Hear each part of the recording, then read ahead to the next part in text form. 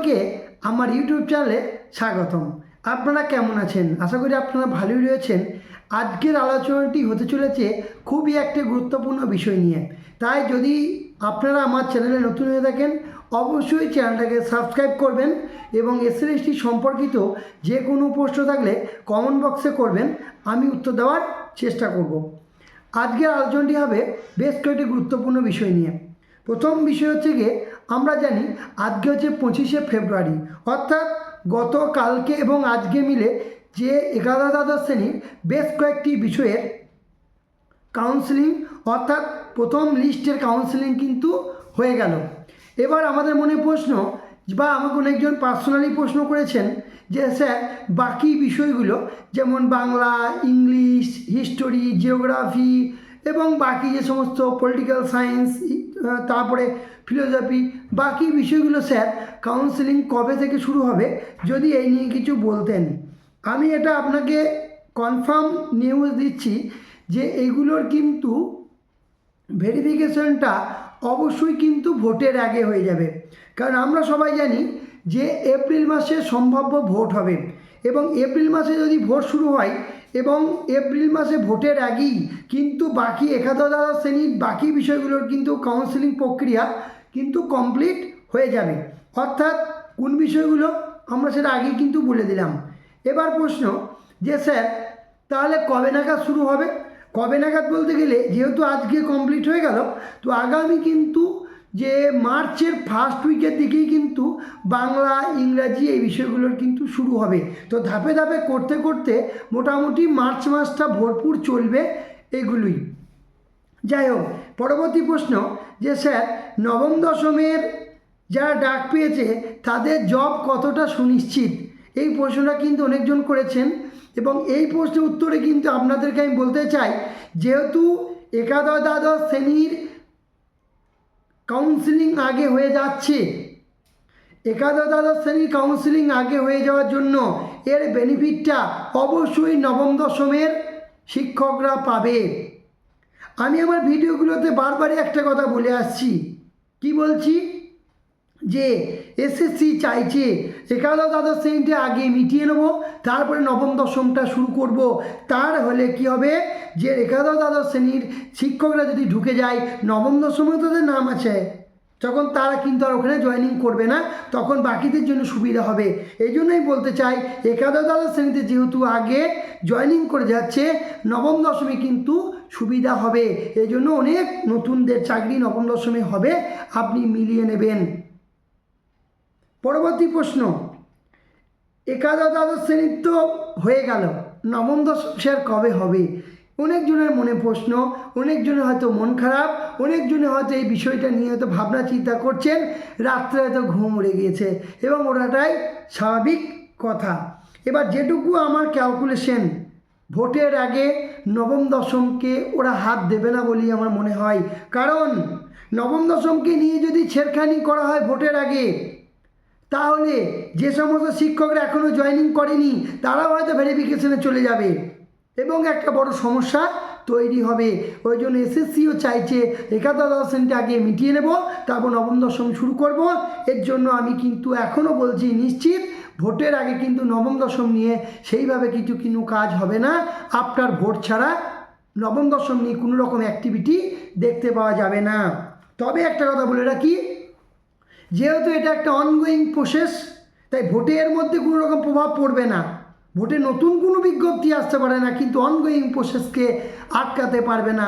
তাই হয়তো আসতে পারে বলছে, অনেকজন ভাবছে, কিন্তু নবম দশমে আমার ক্যালকুলেশন ভোটের আগে কিন্তু হবে না। যদিও হয় হয়তো একটা বিষয়ে হয়তো ভেরিফিকেশন হতে পারে, ইন্টারভিউ তো ইম্পসিবল। যাই হোক, পরবর্তী প্রশ্ন, 11-দ্বাদশ শ্রেণীতে ডিউ টু মাল্টিপল র্যাঙ্কিং হওয়ার জন্য যারা অনলি ফর ফিমেল ক্যাটাগরি থেকে ডাক পেয়েছি বা পেয়েছেন যারা, তারা বঞ্চিত হয়েছেন, তাদের দ্বিতীয় মেরিট লিস্টে কতটা সুযোগ? বা নবম দশমেও যারা অনলি ফর ফিমেল ক্যাটাগরিতে পেয়েছে তাদের কি চাকরি হবে না? এই প্রশ্নটা কিন্তু আমাকে করেছেন অনেকজন। এই প্রশ্ন উত্তর দেওয়ার আমি চেষ্টা করছি। ব্যাপারটা হচ্ছে কি, ডিউ টু মাল্টিপল র্যাঙ্কিং হওয়ার জন্য একই মহিলার নাম দু জায়গায় এসেছে। যারা অনলি মেল ফিমেল থেকে যারা ডাক পেয়েছে তাদের নাম্বার অটোমেটিকলি হাই, তারা মেল ফিমেলও আছে, সাথে ফিমেল ক্যাটাগরিতেও তাদের নাম আছে। এই জন্য যে অনলি ফর ফিমেল থেকে ডাক পেয়েছিলেন তারা বঞ্চিত হয়ে গিয়েছেন। কিন্তু চিন্তা নেই, তারা তো এক জায়গাতে চাকরিটা নেবে। যদি মেল ফিমেল থেকে নেয় তাহলে অনলি ফর ফিমেল ক্যাটাগরি থেকে আবার নতুন করে যখন দ্বিতীয় কাউন্সিলিং হবে তখন নাম আসবে। আর তারা যদি অনলি ফর ফিমেল ক্যাটাগরিতে স্কুলটা চয়েস করে তাহলে আবার মেল ফিমেল থেকে স্কুল খুলবে, মানে দ্বিতীয় কাউন্সিলিংয়ে নাম আসবে। যাই হোক, তবে যেহেতু মেল ফিমেলের থেকে আগে থেকে কাউন্সিলিংটা আগে হবে, সুতরাং তো চিন্তা করার কারণ নেই। মহিলাদের দ্বিতীয় কাউন্সিলিং কিন্তু অনেক মেয়েরই নাম আসবে, যেটা প্রথম কাউন্সিলিং আসেনি। যাই হোক, পরবর্তী প্রশ্ন, স্যার যে আপার প্রাইমারির কি বেরোনোর সম্ভাবনা রয়েছে, অনেকজনা প্রশ্ন করেছিলেন। আমি তাদের উদ্দেশ্যে একটা কথাই বলতে চাই, আপার প্রাইমারিটা নিয়ে কিছু ইউটিউবার, আপার প্রাইমারিটা নিয়ে কিছু বইয়ের লেখক যারা একটা হাইপ তুলেছিল, কিন্তু আমি আগেও বলেছিলাম তেমন ধরনের সম্ভাবনা নেই বিজ্ঞপ্তি আসার।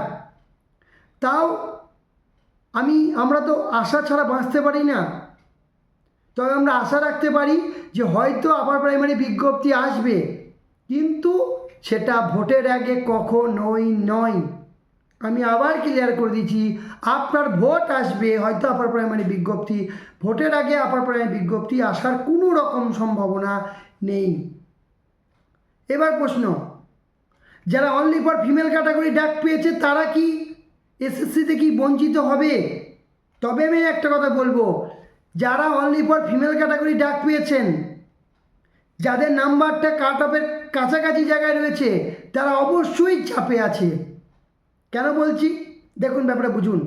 মেল ফিমেলে যে সমস্ত মহিলারা চাকরি পেয়ে যাবে, যে সমস্ত মহিলারা মেল ফিমেলে চাকরি লাগাতে পারবে না, কিছুই তো থাকবেই, তখন তারা অনলি ফর ফিমেল ক্যাটাগরিতে এসে স্কুলটা, মানে তাদের নাম চলে আসবে, তখন কারণ তাদের নাম চলে আসবে, তখন নাম চলে যদি আসে, তখন অনলি ফর ফিমেল ক্যাটাগরিতে এই মুমেন্টে যারা ইন্টারভিউতে 9, 10 ডাক পেয়েছেন তারা তো কিছুটা হলেও বঞ্চিত হবে না? নিশ্চয়ই তো হবে। তবে যারা বেঞ্চমার্কে ডাক পেয়েছেন তারাই চাপে থাকবেন, কিন্তু বেঞ্চমার্ক থেকে যারা 1-2 নম্বর বেশি রেখেছেন তাদের কোনো সমস্যা নেই, কিন্তু বেঞ্চমার্কে যারা রয়েছেন অবশ্যই ইন্টারভিউতে কিন্তু ভালো নাম্বার আনতে হবে একটু। এবার পরবর্তী প্রশ্ন, স্যার ইন্টারভিউতে কত নাম্বার কি প্রয়োজন আমার নবম দশমে? আমি একটা কথা বলবো, বেঞ্চমার্ক যে নাম্বারটা হচ্ছে, কাট অফ গেছে, কাট অফের থেকে আপনি 18 নাম্বার যোগ করে নেবেন, 17, 18 যোগ করে নেবেন। অর্থাৎ কাট অফের থেকে যদি আপনার নাম্বার 1 বেশি থাকে তাহলে আপনাকে ইন্টারভিউতে 16 আনতে হবে। যদি কাট অফের সমানে আপনার নাম্বার হয়, ইন্টারভিউতে আপনাকে 18 আনতে হবে। মানে বুঝতে পেরেছেন কী বলতে চাইছি? কাট অফের থেকে অলরেডি মানে সবসময় 2 নাম্বার বেশি ইন্টারভিউতে আনতে হবে, তবেই তো বাকিদের থেকে আপনি এগিয়ে যাবেন, নাহলে তো বাকিরা তো আপনার থেকে এগিয়ে যাবে। সেও পেয়েছে 16, আপনিও পেয়েছেন 16, তাহলে সে তো আপনার থেকে অলরেডি এগিয়ে আছে না, যেহেতু 1 নম্বর 2 নম্বর বেশি আছে তার কাট অফের থেকে। বুঝতে পেরেছেন ব্যাপারে কী বলছি? যাই হোক, কোনো রকম প্রশ্ন দেখা গেলে কমেন্ট বক্সে অবশ্যই করবেন, আমি উত্তর দেওয়ার চেষ্টা করব। বাই, ভালো থাকবেন, শুভরাত্রি। এবং যদি কোনো রকম প্রশ্ন থাকে কমেন্ট বক্সে অবশ্যই করবেন। সবার ভালো হোক, সবার জন্য বেস্ট উইশেস রইল। ইন্টারভিউ প্রস্তুতি ভালো করে নেন এবং খুঁটি বিষয়গুলো পড়ুন, ডেমো ভালো করে তৈরি করুন, ভালো হবে।